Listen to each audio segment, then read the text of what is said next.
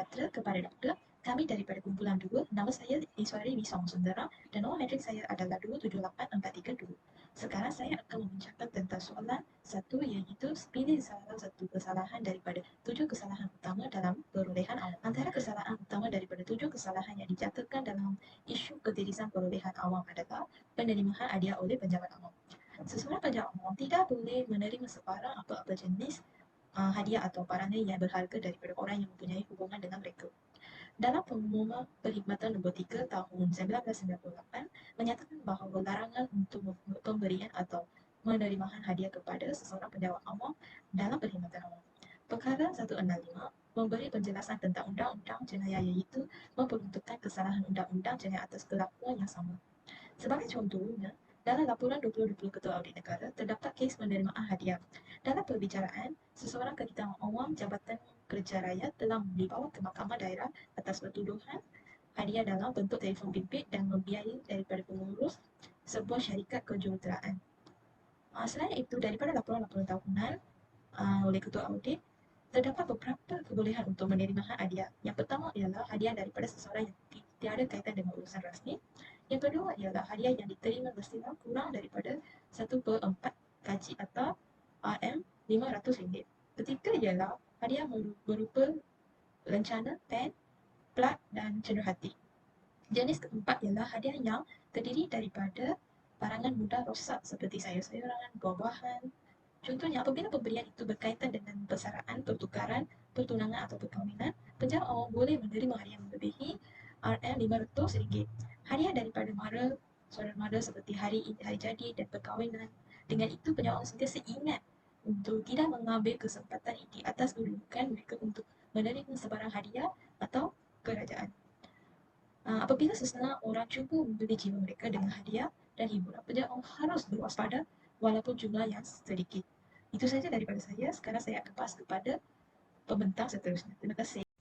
Assalamualaikum dan salam sejahtera. Nama saya Muhammad Dini Ajwad bin Muhammad Sabri bernombor matrik 275634. Saya akan membincangkan tentang soalan kedua iaitu tindakan yang diambil oleh pihak-pihak berkuasa ke atas teguran audit tersebut. Terdapat beberapa tindakan yang diambil bagi mengatasi masalah yang ditegur oleh pihak audit tersebut. Antaranya adalah Suruhanjaya Pencegahan Rasuah Malaysia (SPRM) telah mewujudkan salah satu inisiatif Pelan Anti Rasuah Nasional. Hal ini bertujuan untuk melahirkan negara yang bebas dari rasuah melalui penetapan 3 matlamat khusus iaitu kebertanggungjawabban dan kredibiliti kehakiman, pendakwaan dan agensi penguatkuasaan undang-undang. Selain itu, setiap peraturan kewangan diadakan bertujuan untuk menjamin integriti sesuatu perolehan. Pihak berkuasa akan mengambil tindakan bagi individu yang tidak mematuhi peraturan kewangan tersebut. Ketua jabatan atau agensi perlu memastikan peraturan kewangan tidak dimanipulasi bagi tujuan mempercepatkan sesuatu proses perolehan. Seterusnya, tindakan yang diambil oleh kerajaan adalah menguatkuasakan polisi pemberian dan penerimaan hadiah. Ketua jabatan atau agensi perlu menguatkuasakan dengan serius tentang peraturan berkaitan pemberian dan penerimaan hadiah kepada pekerja terutama di bahagian perolehan. Budaya memberi dan menerima hadiah dalam kalangan penjawat awam perlu diawasi kerana ia cenderung kepada amalan rasuah. Kerajaan juga mengambil tindakan atau memantau penjawat awam yang mengamalkan gaya hidup mewah. Penjawat awam amat berisiko untuk terlibat dalam perbuatan rasuah dan menyalahgunakan kuasa. Penjawat awam yang terlibat dalam rasuah dapat dikenal pasti melalui gaya hidup mereka yang mewah serta mempunyai harta yang berlebihan melebihi kemampuan pendapatan mereka. Pihak berkuasa telah berusaha dalam memperkuat dan memperluas dalam membanteras memerangi rasuah dan jenayah kewangan. Telah menjadi harapan rakyat untuk melihat kerajaan menegakkan tadbir urus yang baik dan integriti untuk menghapuskan amalan rasuah serta penyalahgunaan kuasa. Budaya integriti diperkukuhkan yang menjadi norma baharu di Malaysia dan agar tidak timbul fitnah kepada orang ramai. Terima kasih. Assalamualaikum dan selamat sejahtera kepada semua. Saya Abdul Salam bin Abdul Hamid, nombor matrik 270084, akan membentangkan soalan ketiga bagi tugasan kumpulan 2. Apakah peranan Suruhanjaya Pencegahan Rasuah Malaysia (SPRM) dan Ketua Audit Negara KAN mencukupi dalam menangani isu ketirisan dalam perolehan negara? Ya, pada pendapat saya, peranan SPRM dan KAN mencukupi dalam menangani isu ketirisan dalam perolehan negara. Kenapa saya berkata demikian? Hal ini kerana kita sendiri sedia maklum akan peranan dan fungsi kedua-dua agensi tersebut yang pada dasarnya adalah sebuah badan bebas yang tidak dipengaruhi oleh mana-mana pihak luar. Okey, sebagai contoh, Akta Suruhanjaya Pencegahan Rasuah Malaysia 2009 dan Perkara 106 dan 107 serta Akta Audit 1957. Akta Suruhanjaya Pencegahan Rasuah Malaysia 2009 menyatakan pegawai SPRM mempunyai kuasa untuk menjalankan siasatan tanpa sebarang halangan dan kekangan daripada pihak lain. Hal ini bermakna sebarang kesiasatan ke atas isu rasuah ataupun ketirisan dapat dilaksanakan dengan telus. Tambahan lagi, 3 strategi yang terdapat dalam agensi SPRM iaitu strategi penguasaan, pencegahan dan pendidikan memainkan peranan penting dalam membasmi isu ketirisan dalam perolehan negara. Di bawah strategi penguatkuasaan terdapat pula 4 bahagian utama dalam operasi iaitu bahagian siasatan, perisikan, perundangan dan juga pendakwaan. Di bawah strategi pencegahan pula terdapat 2 bahagian iaitu bahagian pengurusan integriti agensi dan bahagian pemeriksaan dan juga perundingan. Strategi pendidikan pula diwujudkan bagi menanam sikap amanah dalam diri masyarakat terutamanya penjawat awam di Malaysia. Seterusnya, peranan KAN sebagai institusi audit yang bertanggungjawab mengaudit semua kewangan sektor awam menyebabkan saya yakin bahawa KAN mencukupi dalam menangani isu ketirisan dalam perolehan negara. Perkara 106 dan 107 dan serta Akta Audit 1997 misalnya menunjukkan Jabatan Audit Negara diberikan kuasa untuk mengaudit secara bebas dan tanpa halangan dari pihak tertentu bagi memastikan wujudnya urusan kewangan dan tabik urus yang sistematik serta berintegriti dalam sektor awam. Kesan daripada peranan Ketua Audit Negara sebagai sebuah badan bebas yang menguruskan hal ehwal pengauditan dapat memastikan kewujudan accountability dalam pentadbiran dan pengurusan wang awam. Oleh itu, jelaslah mengapa saya berpendapat kedua-dua agensi SPRM dan KAN mencukupi dalam menangani isu ketirisan dalam perolehan negara. Kesan daripada status mereka sebagai badan bebas yang bertanggungjawab menjalankan penyiasatan dan sebagainya tanpa dipengaruhi mana-mana pihak. Jadi sekian saja daripada saya serahkan pada pembentang seterusnya. Kesan rasuah perolehan ke atas kecekapan pengeluaran dan value for money. SPRM bertanggungjawab dalam membasmi rasuah, penyalahgunaan kuasa dan juga penyelewengan yang berlaku di Malaysia. Perolehan kerajaan bertanggungjawab dalam mengendalikan projek-projek oleh pihak kerajaan. Kesan rasuah ke atas kecekapan pengeluaran akan menyebabkan peningkatan kos pada pembelian, pelaburan dan perkhidmatan. Kerajaan akan menanggung kerugian yang tinggi kerana terpaksa berbelanja dengan berlebihan. Seterusnya, projek yang dijalankan tidak bersesuaian dan memberi impak yang buruk pada persekitaran. Kerajaan terpaksa menanggung kerugian serta mendapat nama yang buruk dan juga imej dan keupayaan organisasi akan terjejas. Seterusnya, pelaburan dalam inovasi syarikat juga akan disekat kerana mereka terpaksa berbelanja dengan hasil yang tinggi dan kualiti hasil kerja juga tidak setanding dengan harga yang mereka dapat.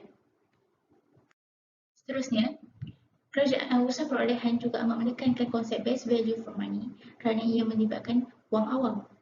Kerajaan akan menguruskan tender-tender untuk projek-projek yang akan datang dan seterusnya, kebanyakan kes-kes rasuah berlaku merupakan kebocoran maklumat tender-tender kepada organisasi yang lain. Ini akan melibatkan usaha kerajaan bagi meningkatkan kualiti perkhidmatan kepada masyarakat akan gagal. Ia juga akan menimbulkan perasaan rasa marah dan tidak puas hati oleh masyarakat kepada kerajaan. Assalamualaikum dan salam sejahtera. Saya Hanis Raya binti Muhammad Daud, nombor matrik 271857 akan membentangkan tentang satu teori rasuah perolehan yang boleh menjelaskan salah laku rasuah dalam perolehan. Sebelum itu, saya akan menjelaskan definisi perolehan awam. Perolehan awam dapat didefinisikan melalui pembelian barangan, perkhidmatan serta kerja yang dibuat oleh kerajaan dalam perusahaan milikan awam. Menurut portal rasmi Suruhanjaya Pencegahan Rasuah Malaysia SPRM pada tahun 2020, kerajaan memperuntukkan sebanyak 241 bilion untuk perbelanjaan mengurus manakala 56 bilion bagi perbelanjaan pembangunan. Di sini amat jelas bahawa sektor perolehan amat terdedah dengan penyelewengan. Secara lebih terperinci, kesalahan perolehan awam terbahagi pada 7 cabang. Oleh itu, integriti dalam perolehan kerajaan dapat dijadikan teori bagi menjelaskan dengan lebih terperinci salah laku rasuah dalam sektor perolehan ini. Menurut Kamus Dewan, integriti bermaksud kejujuran, ketelusan, kesempurnaan dan keutuhan. Integriti dalam perolehan kerajaan dapat diklasifikasikan dalam beberapa aspek seperti kerahsiaan maklumat tender. Jika seseorang penjawat awam itu berintegriti, individu tersebut haruslah tidak menyebarkan dokumen tender kepada pihak yang tidak ada hubungan pengurusan tender sebelum apa-apa keputusan yang tetap dibuat. Hal ini kerana dokumen tender merupakan sebuah dokumen yang sulit. Hal ini termaktub dalam Akta Rahsia Rasmi 1972, Akta 88 dan Akta Suruhanjaya Pencegahan Rasuah Malaysia 2009, Akta 694. Pegawai awam yang didapati bersalah dengan kesalahan menyebarkan rahsia berkaitan tender tersebut akan dianggap melanggar peraturan dan tindakan akan dikenakan. Selain itu, mengisytiharkan kepentingan terletak hak merupakan satu integriti dalam perolehan kerajaan. Pegawai awam yang terlibat dengan sesuatu tender harus memastikan dirinya tidak mempunyai apa-apa kepentingan peribadi atau kepentingan terletak hak mengenai tender tersebut. Ahli lembaga perolehan yang mempunyai kepentingan dengan tender tersebut haruslah menarik diri daripada perbincangan atau mengisytiharkan kepentingannya. Seterusnya, keputusan tender haruslah diminitkan. Dalam hal ini, ahli lembaga perolehan mestilah bersikap profesional dan adil dalam menyeimbangi sesuatu tender supaya bebas daripada unsur rasuah dan unsur luar. Selain itu, dalam integriti perolehan kerajaan juga terdapat pencegahan perbuatan rasuah dalam perolehan kerajaan. Agensi kerajaan haruslah memasukkan klausul peringatan mengenai kesalahan rasuah dalam dokumen perolehan kerajaan di peringkat penyediaan dokumen pelawaan tender bagi mengelakkan perilaku rasuah dalam kalangan penjawat awam. Sebagai kesimpulan, rasuah merupakan jenayah berat dan ia perlu dibantera supaya ia tidak bergejala. Semua pihak perlulah bekerjasama dalam menangani gejala rasuah ini agar masalah ini dapat dibendung. Sekian, terima kasih.